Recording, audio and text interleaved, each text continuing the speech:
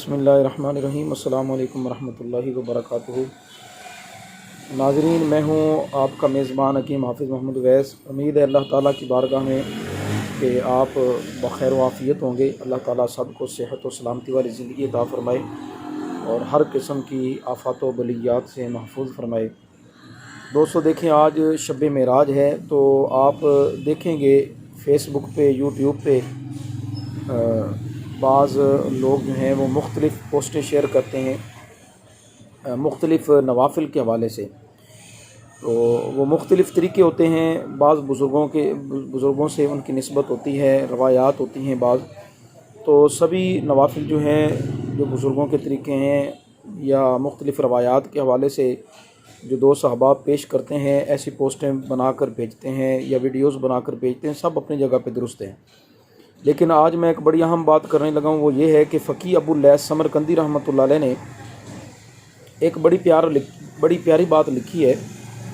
وہ بات یہ ہے کہ دیکھیں نا، اب بعض نفل ایسے ہوتے ہیں کہ ایک مرتبہ آپ الحمد شریف پڑھیں جی 50 مرتبہ سورۃ الاخلاص پڑھیں، ایک مرتبہ الحمد شریف پڑھیں، 100 مرتبہ سورۃ الاخلاص پڑھیں۔ تو بعض اوقات اتنی تعداد دیکھ کے کچھ لوگ گھبرا جاتے ہیں، پھر وہ پڑھتے نہیں ہیں۔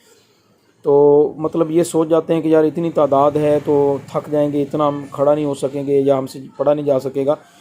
تو اس حوالے سے انہوں نے ایک بڑی پیاری بات لکھی ہے، وہ یہ ہے، وہ فرماتے ہیں کہ چاہے آپ 2 نفل پڑھیں، 10 پڑھیں، 100 پڑھیں، 1000 پڑھیں، جتنے بھی آپ نافل پڑھنا چاہتے ہیں، اس کا ایک سمپل اور سادہ طریقہ لکھا ہے۔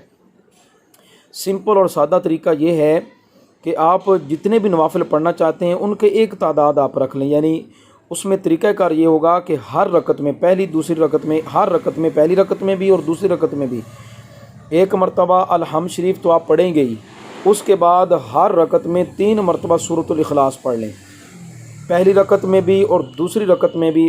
یہی طریقہ انہوں نے لکھا ہے، اور یہ 2 نفل جو ہیں آپ چاہے 2 رکعت نفل پڑھیں، 10 نفل پڑھیں، 50 پڑھیں، 100 پڑھیں، یہ بالکل سمپل اور سادہ طریقہ ہے، اور اس سے یہ بھی نہیں ہوگا کہ آپ کو کوئی تھکان ہوگی کہ آپ 50 مرتبہ سورۃ الاخلاص پڑھتے ہیں ایک رکعت میں یا 100 مرتبہ پڑھتے ہیں، تو وہ پڑھ کے آپ بس 2 نوافل پڑھ کے آپ بیٹھ جاتے ہیں۔